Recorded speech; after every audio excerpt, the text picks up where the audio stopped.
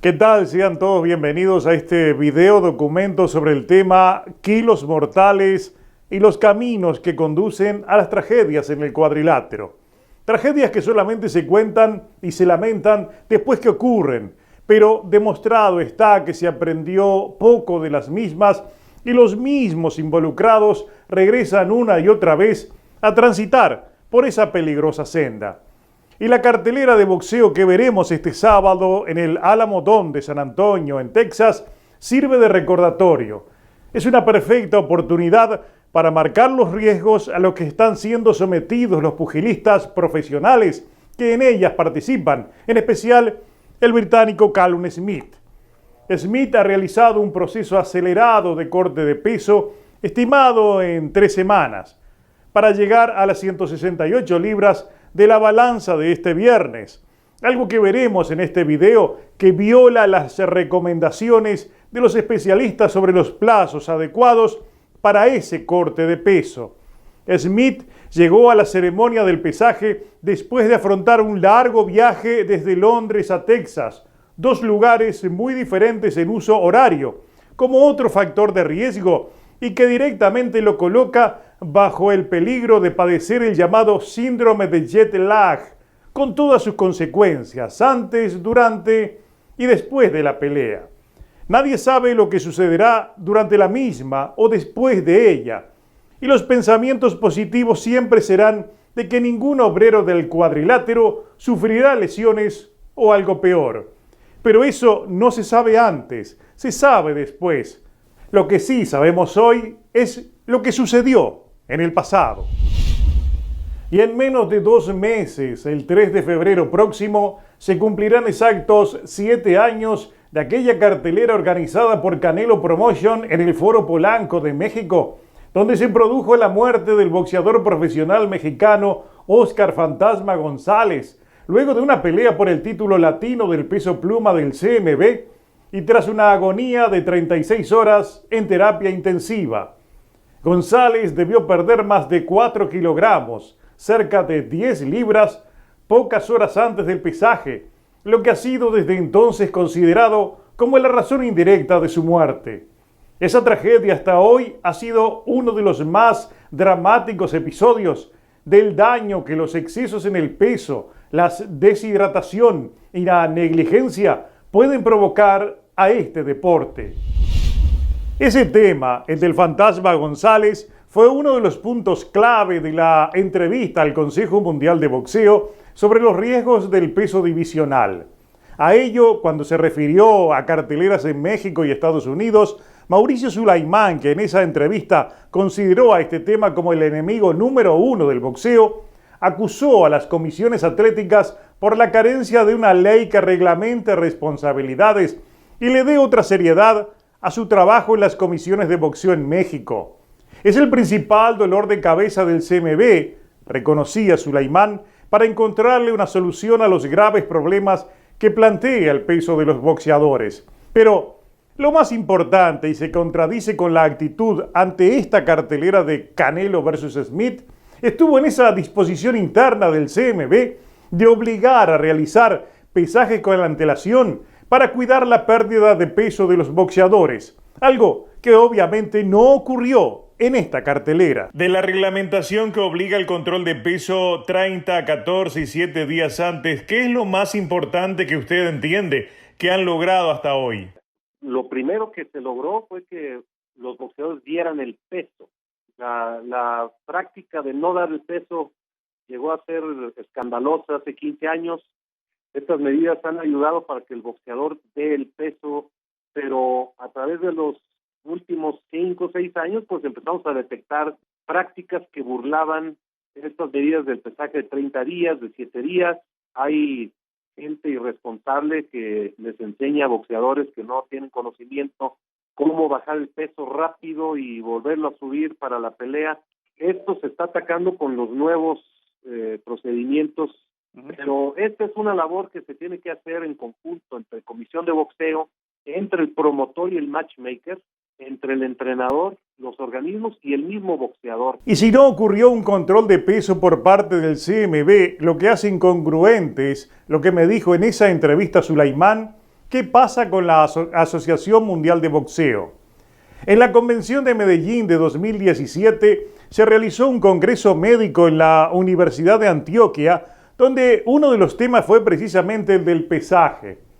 Quien expuso en esa oportunidad fue la respetada nutrióloga Natalia Ceballos, y para la serie Kilos Mortales la entrevistamos mediante un cuestionario de preguntas sobre algunos aspectos esenciales del corte de peso y la deshidratación controlada. La entrevista lleva el título de ¿Cómo elabora su estrategia el nutricionista de un boxeador? Y la primera pregunta es la más importante. ¿Cuál es el más efectivo tiempo de control nutricional para un boxeador profesional que debe pelear 2 o 3 veces por año? La doctora Ceballos fue directamente al punto y respondió: el control debería ser entre 8 y 12 semanas para llevar al boxeador al peso en que va a competir sin exponerse a riesgos en su salud. En la entrevista, la doctora Ceballos abundó en detalles sobre los males de una mala deshidratación y la importancia que tiene el trabajar con especialistas para lograr un corte de peso paulatino que no ponga en riesgo la integridad física y la salud de los atletas. El enlace a esa entrevista la tendrán junto al video, pero de todo lo que la profesional habló, se deduce que nada de ello se cumplió en el corte de peso de Callum Smith, y menos en los demás pugilistas de la cartelera. Lo que queda en claro con el británico es que él siempre ha tratado de sacar ventajas de su físico al pelear en una división diferente a su estructura gracias al proceso de corte de peso. Sin embargo, esta vez no tendrá esa ventaja, y lo que en otra circunstancia pudo ser un plus para esas ventajas suyas, esta vez será al revés. Le pertenecerá al rival, que no por un acaso es el mismo promotor de la pelea.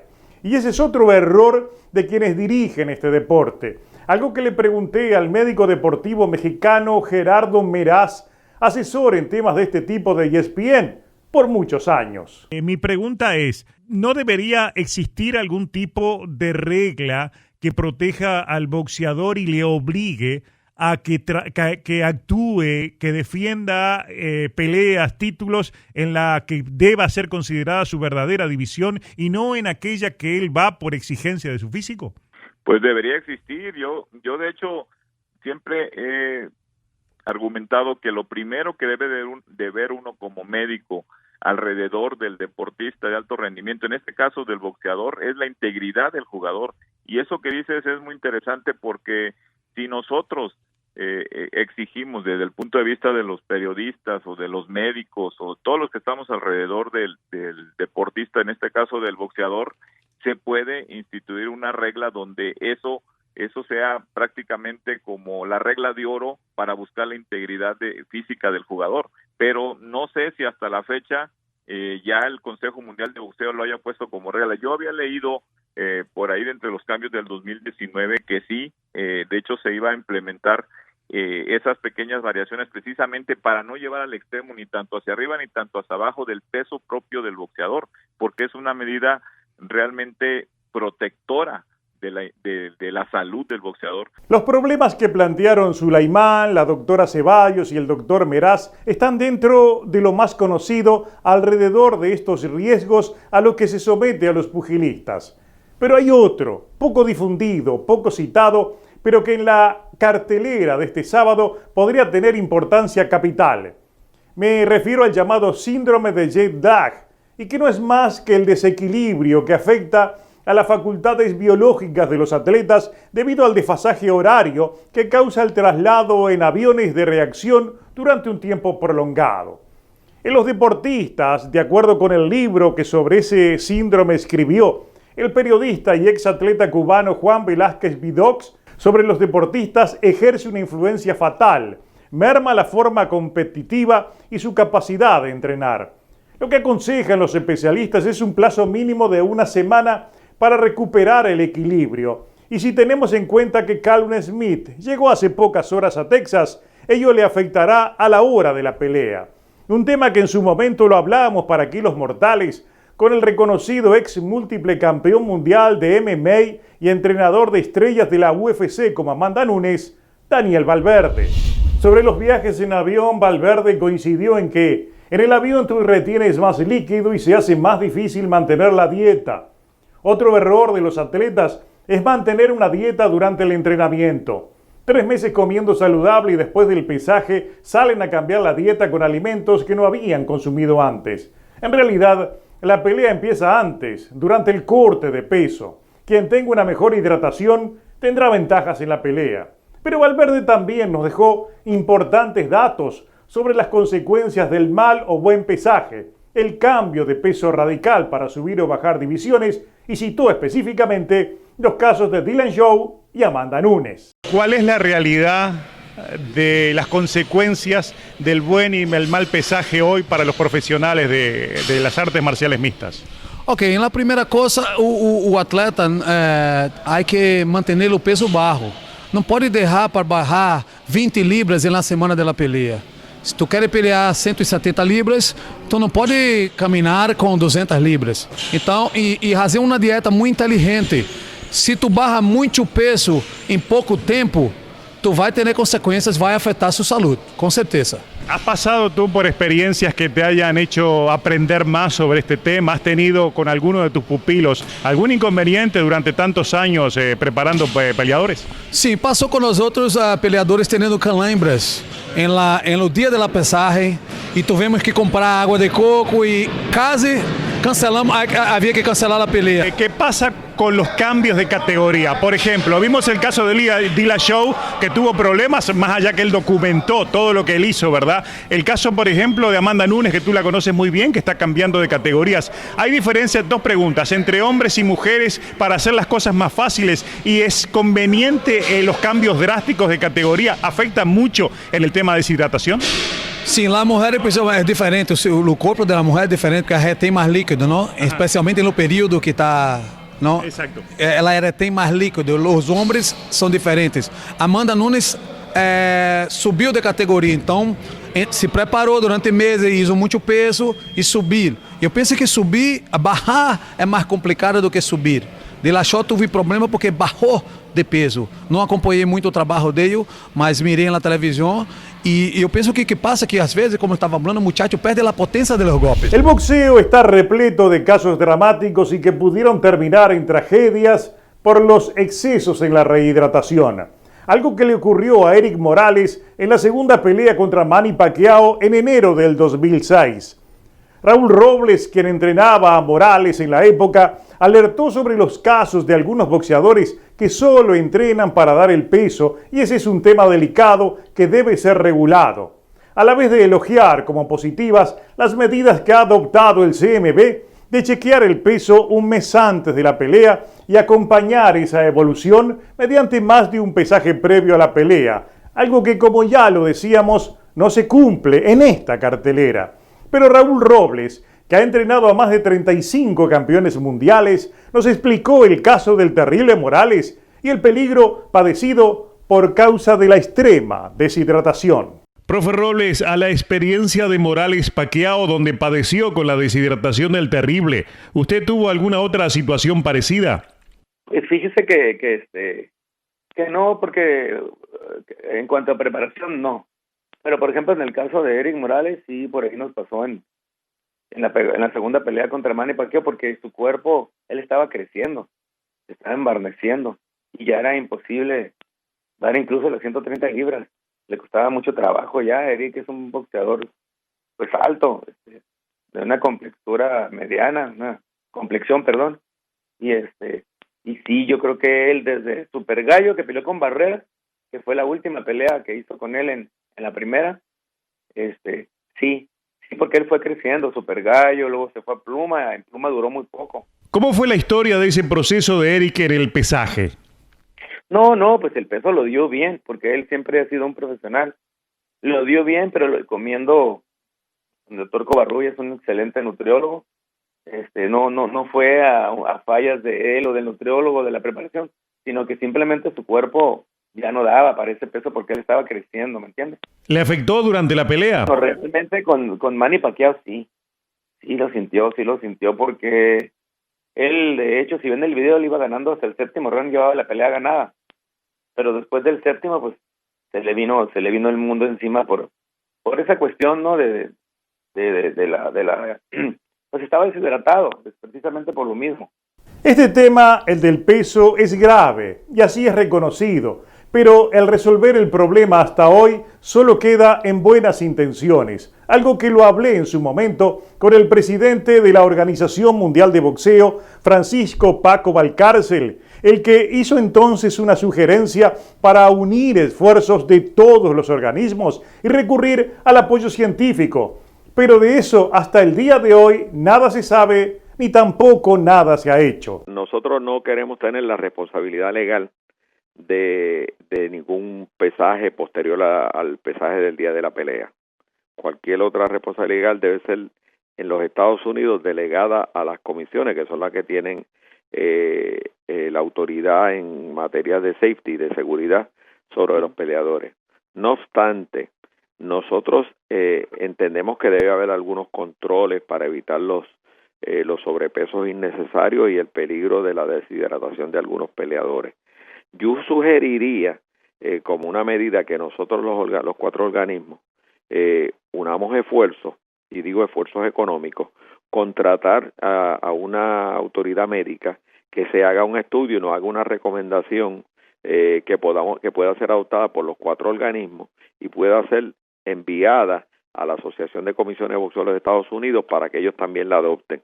El problema es que hay diferentes estructuras por ahí y diferentes criterios en cuanto a cuál debe ser el pesaje que se admita después del pesaje oficial de la pelea.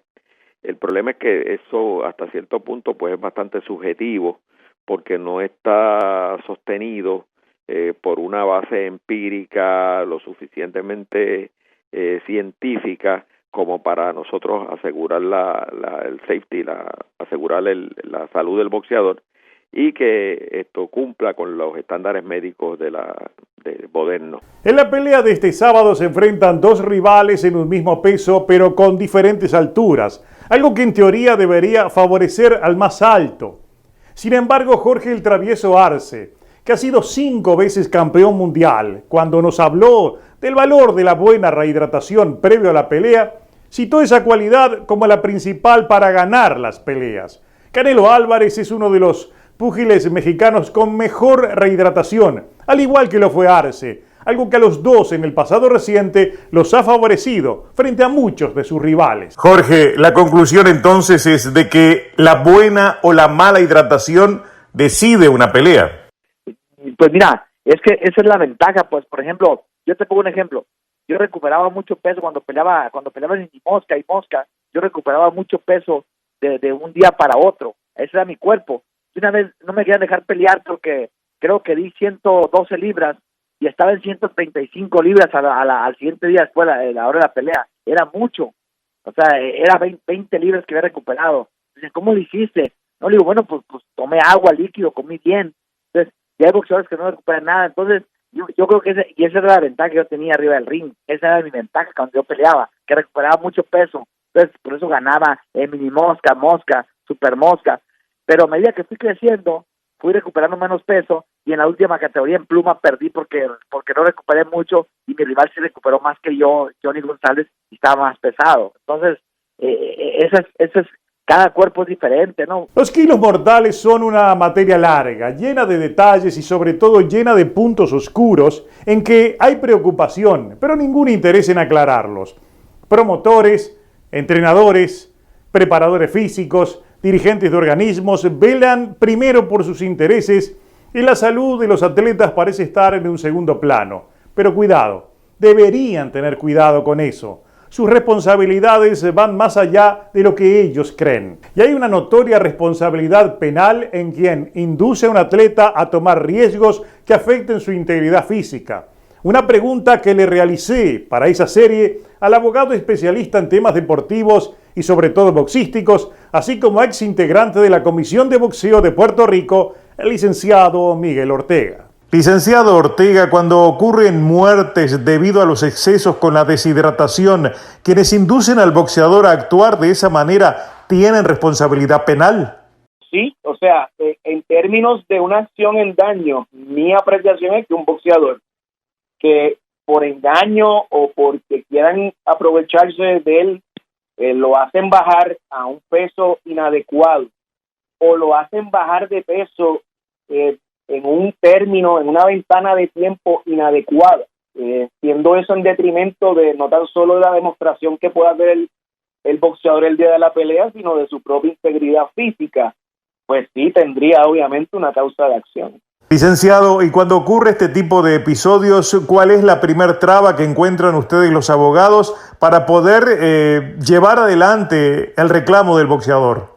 El óbice más grande que al momento yo encuentro es que los organismos han diseñado muy bien en sus reglas y reglamentos cláusulas de arbitraje en contratos que obviamente los boxeadores no negocian. ¿Qué posibilidad puede tener un boxeador que alegue, por ejemplo, que uno de los organismos violó la ley Mohamed Ali cuando tiene que someterse como único recurso a una vista de arbitraje donde el panel lo nombra el propio organismo? Hacer bajar de tipo a un púgil profesional en una ventana de tiempo inadecuada es una causa de acción penal.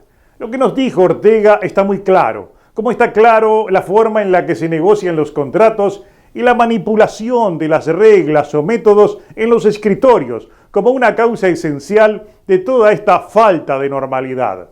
Y este sábado se cumple una cartelera organizada en tiempo récord, saltando por encima de todas esas necesidades que muchos actores han marcado en sus declaraciones. Por si fuera poco, todo esto sucede en medio de una pandemia planetaria que genera otra condición anormal para los atletas y su entorno.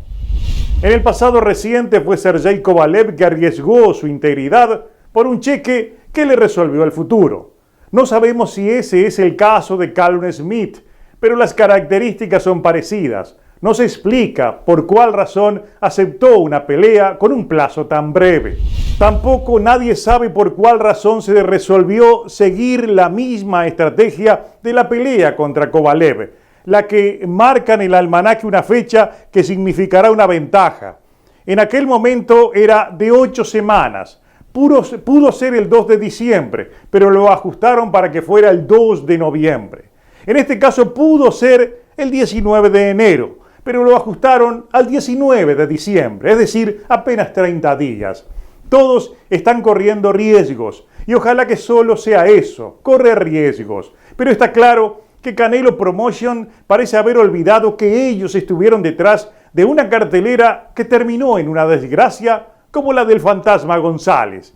Y es bueno preguntarse si tanta búsqueda de ventajas no termina siendo para el equipo de Canelo un riesgo aún mayor del que está corriendo, por ejemplo, Callum Smith.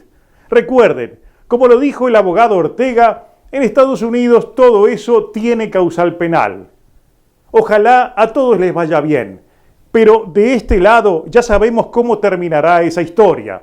Otra cosa sería una hazaña enorme del que precisamente subirá a correr todos los riesgos en el cuadrilátero del Alamodón.